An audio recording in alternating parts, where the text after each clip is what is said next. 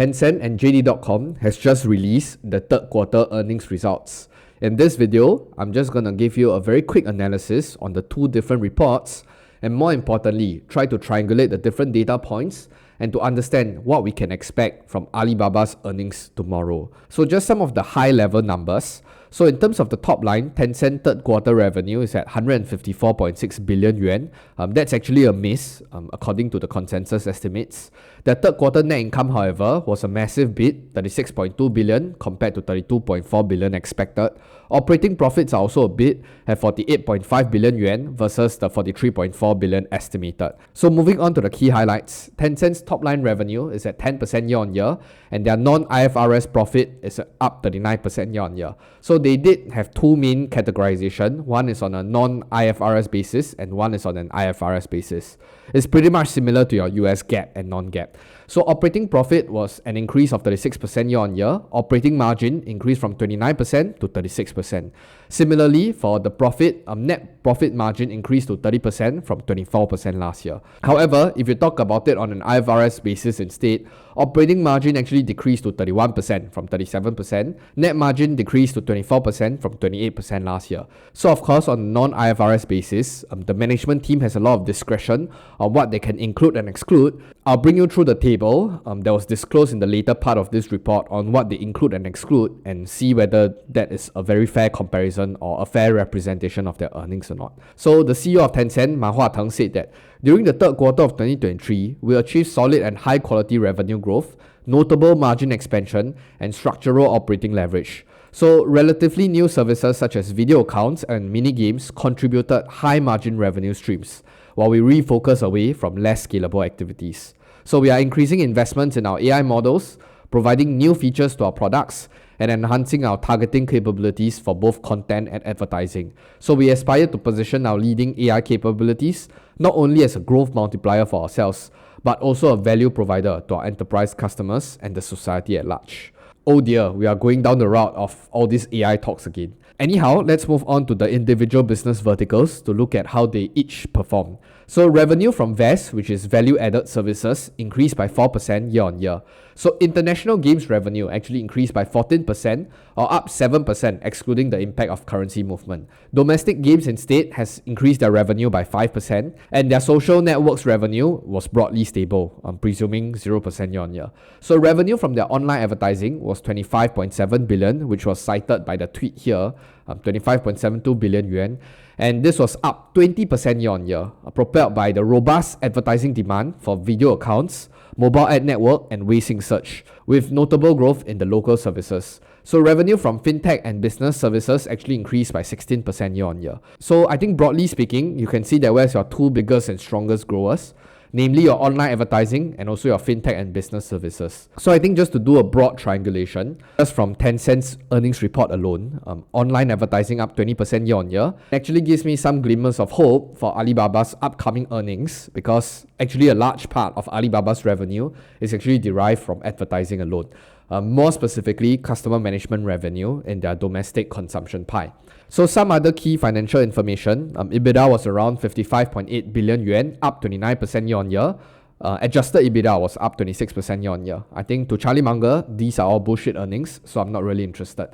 In terms of operating metric, so monthly active users of Weixin and WeChat as of 30th September is 1.336 billion users. So monthly active users of mobile devices of QQ is actually down 3% at around 558 million, and fee-based VAS registered subscription is also up 7%. So these are very healthy growth rates, I can tell you, because they already have a very huge customer base. So everything looks pretty much in line. Some selected product highlights. So at Weixin, the video account's total video views actually climbed over 50% year on year, supported by a thriving creator community. Very much similar to your Instagram Reels, Facebook Reels, because they have a very low base effect. A lot of this growth rate seems phenomenal. But I think in the grander scheme of things, this is just the general direction of where they're heading towards. So on the other hand, video subscription actually declined 3% year on year, but music subscription rose 21% year on year. I've got really good news. So WeBull has decided to extend their upsize sign-up campaign for new users until the end of this month, which is the 30th of November 2023. So new users to WeBull can now create, fund, and maintain any amount in their WeBull account for 30 days and win 10 fractional shares worth between 100 to 5,000 US dollars. So if you sign up on your own, you will only get 2 free shares. So remember to sign up with the link down below. So WeBull's in-house platform feature has helped me save a lot of time. When looking into a new company, some of you might just want to have a very high level understanding of the basics. So in WeBull's native app, you can actually click into the company section and it will essentially provide you with an overview of the company's past financials, key indicators that you can play around with, and even peer comparisons among their competitors. So these numbers and rankings allow me to make the split decision on whether I should look into this company further, and thus it has saved me a lot of time. So the recent Moneybook campaign has also been extended, so both new and existing users can take advantage of this new lowered requirements. You can deposit a minimum accumulated amount of 3,000 US dollars, keep it until the end of the event period, and most importantly, activate Moneybook to enjoy cash rewards ranging from US 100 to 2,000 freaking dollars. So for those without a WeBull account today, I don't know what you're waiting for. Sign up with the link below now. Thank you WeBull for sponsoring this video. So moving on to the income statement and balance sheet, you can see that overall revenue, there's healthy gain of around 10%. So for value-added services, nice increase. Online advertising, very promising results at 20% year on year. So for fintech and business services, even at a near 33% contribution margin to revenue, they still managed to grow at 16%.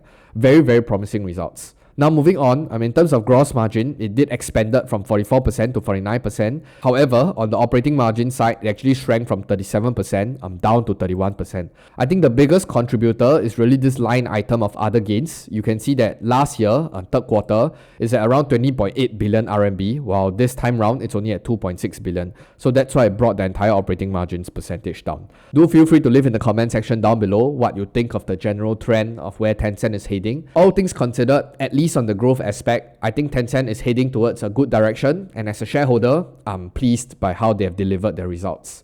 Moving to the balance sheet on the asset side of things, you can see that in terms of their investment portfolio, investment in associates, investment in joint ventures, they are up nicely year on year. In terms of their current assets, you can see that their cash and cash equivalent is actually just on an uptrend. Very much similar to many of these Chinese tech companies. They're essentially just hoarding cash. Look at this line item, term deposits 104 billion to 185 billion, cash and cash equivalent 156, slight dip to 146. But if you add them up together, I think the financial fortress. But on their current liabilities front, I think every single line item did experience a slight increase. So I think nothing much to be too concerned about. Because purely judging from their cash and cash equivalent, if we add these two up, 185 plus 146, this adds up to around 320, 330. They can easily pay off all their current liabilities. So like I said, Tencent's financial position, nothing much to be worried about. So on the last page, which is the recon of the IFRS to non-IFRS results, so you can see that what the management team essentially added back in to achieve that adjusted figure or the non-IFRS figure. So as reported, it's around 48.5 billion. They added back the share-based compensation. They reduced the net gain or losses from their investee companies. They added back the amortization of intangible assets, added impairment provisions, and added back the SSV and CPP. So when I look at the footnotes, SSV is basically for the group's sustainable social value and common prosperity program initiatives. You might probably consider this as an extra hidden tax, or some of you in the West might call it CSR activity, corporate social responsibility. That's how you get to the 55.5 billion figure, and that's why the operating margin from 31% has ballooned to 36%. Now, moving on to JD. JD has also recently reported the third quarter results. Probably not as stellar as Tencent, but it also gives us some sort of indication to Alibaba's upcoming report. So net revenue actually only increased 1.7%. So their income from operations also increased to 9.3 billion renminbi from 8.7 billion previously. And the operating margins for JD Retail for third quarter of 2023 was actually 5.2%, and it's maintained the same level as third quarter of 2022. So operating cash flow for the TTM, which is trailing 12 months, actually increased from 45.8 billion to 58.4 billion RMB. Even free cash flow also increased significantly from 25.8 billion RMB to 39.4 billion RMB. That's close to a 2x. So I think even the CFO was pretty impressed by it. JD's record profitability for the quarter and healthy cash flow reflects our successful business involvement and supply chain strength. So we also see our core categories of home appliances and electronics continued to expand market share, while general merchandisers gradually ramped up momentum in the quarter. So more importantly, China's consumers are increasingly seeing JD as the place to shop for a great selection of quality products with the lowest price and best service. So there are many business highlights from ESG, JD Retail, JD Health, JD Logistics. For those of you who are interested, please read it on your own. I'm pretty much more interested in the numbers. So in terms of the key highlights for their financial results, net revenue, not very spectacular or stellar. So they did increase 1.7% year on year, but it was essentially propped up by the net service revenue, which increased by 12.7% year on year. Cost of revenue was very much tight. They only increased 0.8%. Good to see. So fulfillment expenses actually increased by 6.1%. I think this is very much so because the net services revenue was ramping up. This is basically the cost of goods sold for the services part of things, especially when they are in the logistics business. You can see that the expenses as a percentage of net revenue for fulfillment specifically was also up from 5.9% to 6.1%.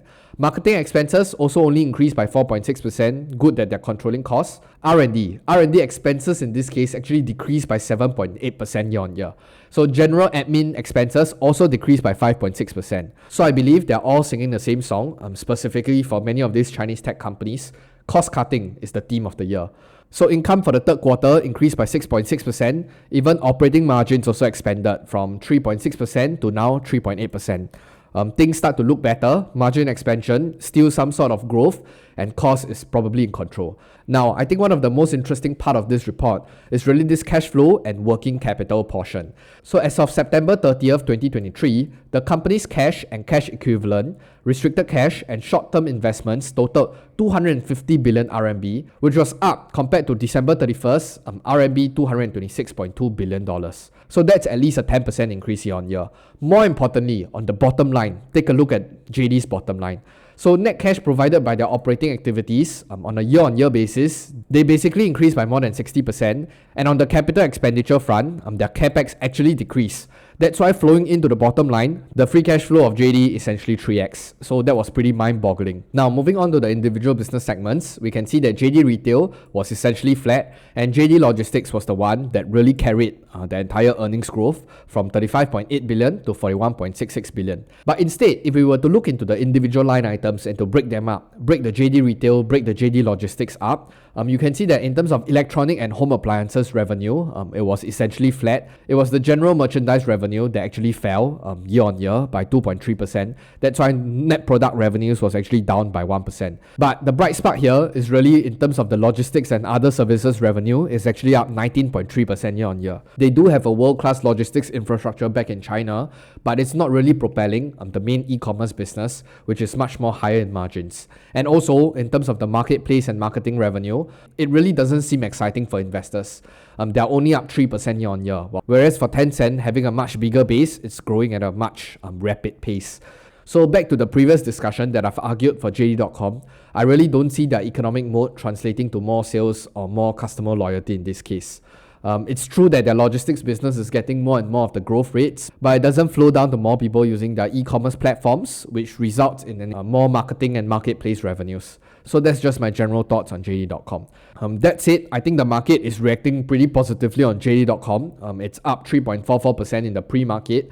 And truth be told, it's because JD is really just trading at a pretty insane valuation today. Just look at them. They're trading at around $42 billion market cap. And I went back to scroll through JD's bottom line because I really wanted to know what kind of price to free cash flow or price to earnings they're currently trading at.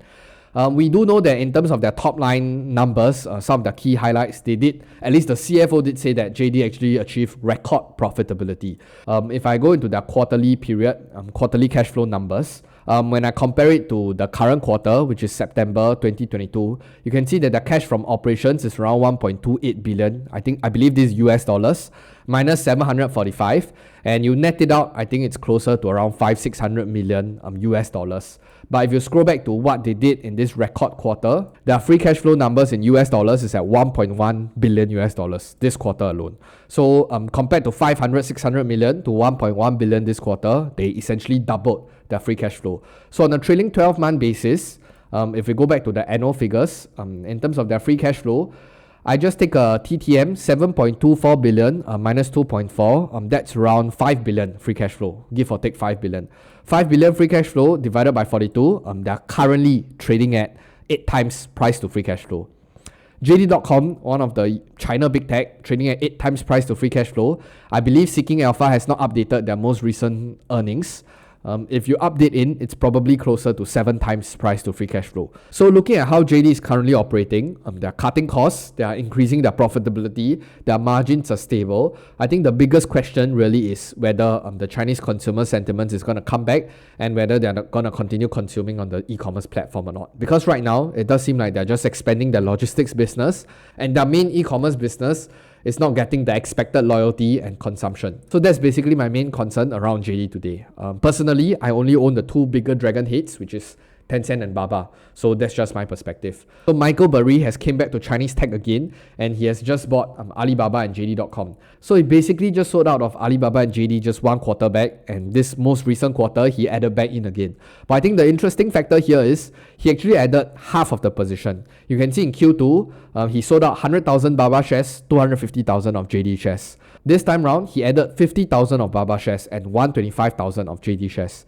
I'm not too sure whether he's going to average in, whether he'll trade out in the next quarter, but just know that Michael Burry is not really a classical buy and hold investor. But I do believe that based on how he positioned his portfolio, he still see great value in many of these Chinese tech names. So I think the last part, I just wanted to share this statistics that was released by the State Post Bureau, specifically concerning many of these Chinese tech investors in the e-commerce space. From the 1st to 11th of November, the postal and express delivery companies across the country actually handled a total of 5.26 billion packages, which is up 23.2% year on year. So we are not going to see this effect in this current earnings, but it will flow through to the next earnings. And it pretty much sums up my investment thesis that Chinese consumers are not dead.